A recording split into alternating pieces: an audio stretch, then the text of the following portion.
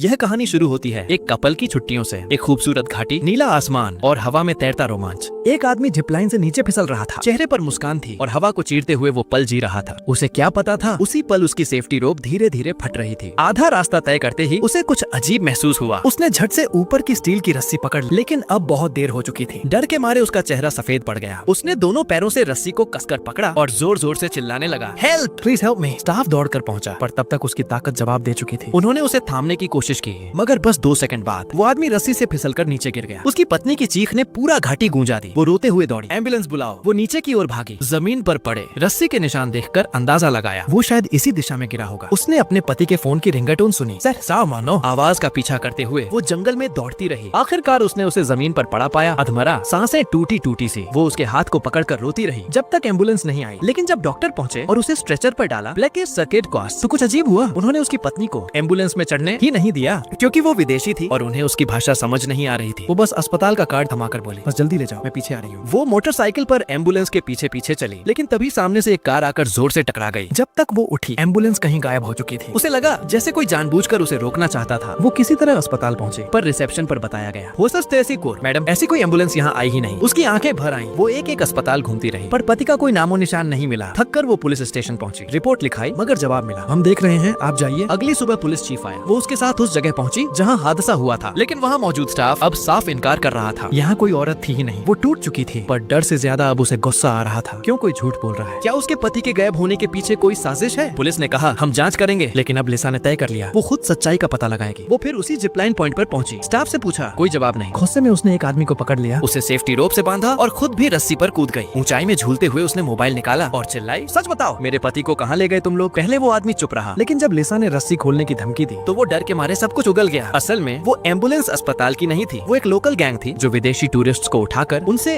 Rescue fees के नाम पर पैसे वसूलती थी। और उस दिन स्टाफ ने कमीशन के लिए उन्हें ही बुलाया था। लिसा ने सब कुछ रिकॉर्ड किया, पुलिस के पास गई, मगर पुलिस चीफ ने कार्रवाई से इनकार कर दिया। उल्टा कहा, तुमने कानून अपने हाथ में लिया है, गम मुझसे